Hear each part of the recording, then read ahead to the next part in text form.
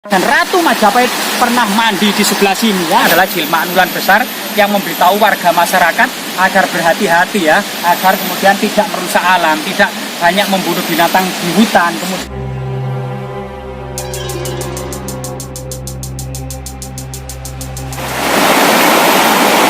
Misteri tentang akar seribu yang berada di tengah-tengah hutan.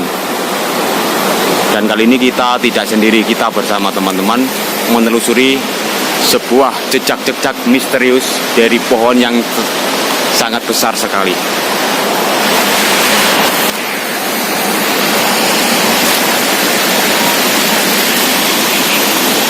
Oke, kali ini kami bersama tim ya, dan juga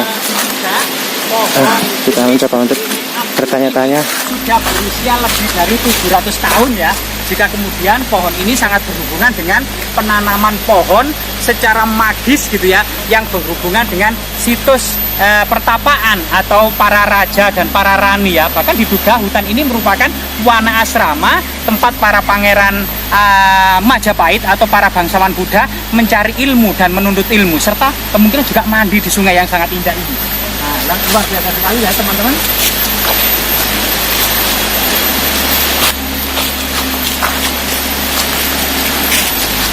Pegagan Limo sendiri memang sangat identik ya dengan desa yang berjumlah 5 buah yang menjadi satu kesatuan menjadi Pegagan Limo. Cerita tutur yang berkembang di masyarakat.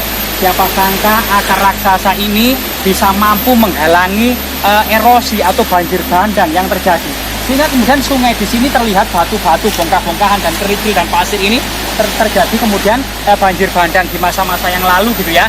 Dan pohon ini telah menutup kemungkinan banjir yang sangat dahsyat tersebut.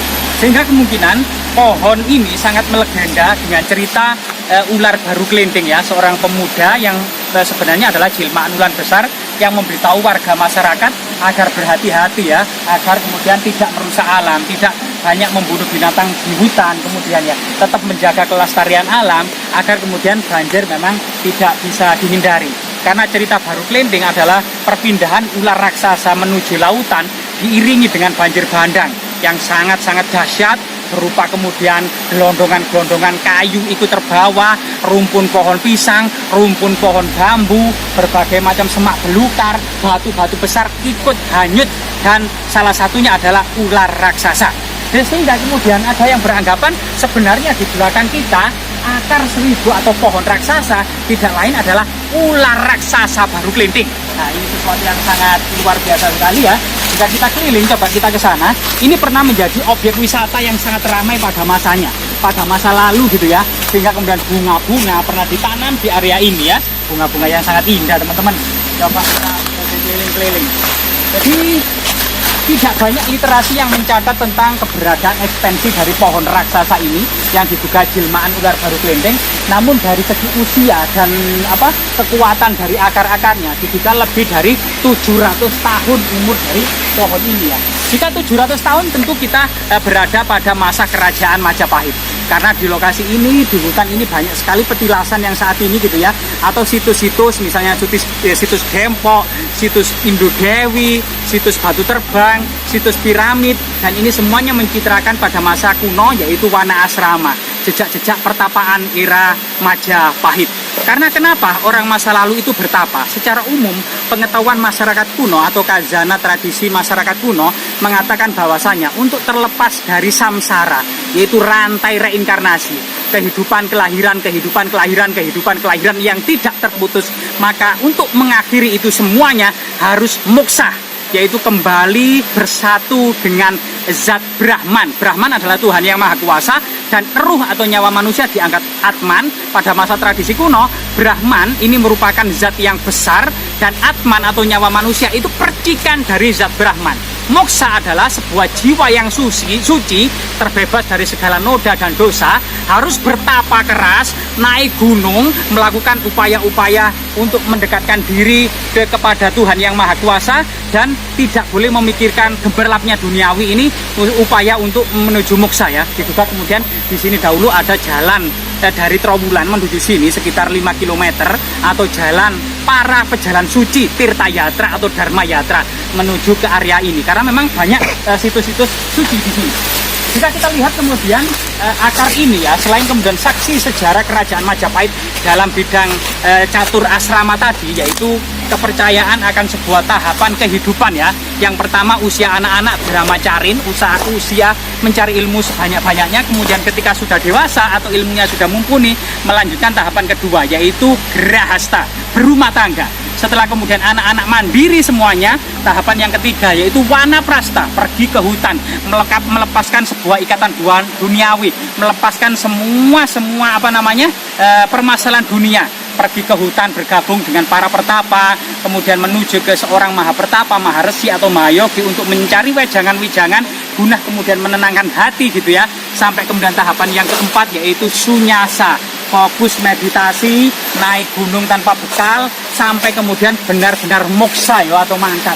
Dan ini adalah saksi-saksi bisu tersebut ya, sebuah akar-akar yang akarnya menghujam sampai ke bumi, berlekuk-lekuk lebih dari 1000 akar. Jika kita hitung satu persatu tentunya hari ini tidak selesai karena saking banyaknya.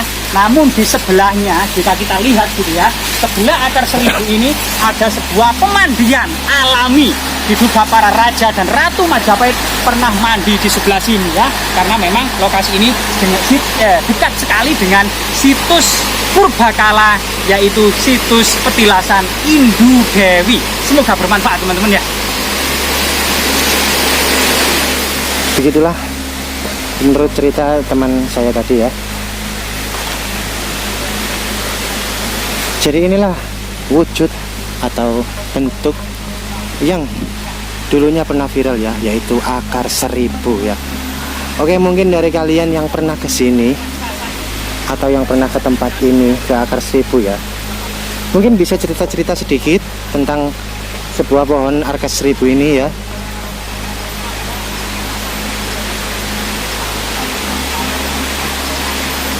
Ya, jadi akar 1000 ini menurut cerita warga yang telah beredar, katanya di sini ada penunggunya, yaitu ular berkepala manusia.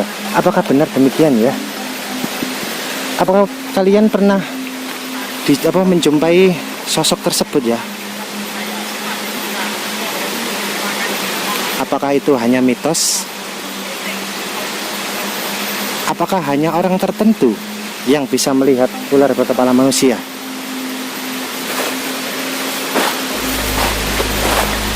Oke, mungkin cukup sekian video dari kami ya. Kalau ada salah kata atau kata yang salah, kami mohon maaf ya. Oke, sampai jumpa.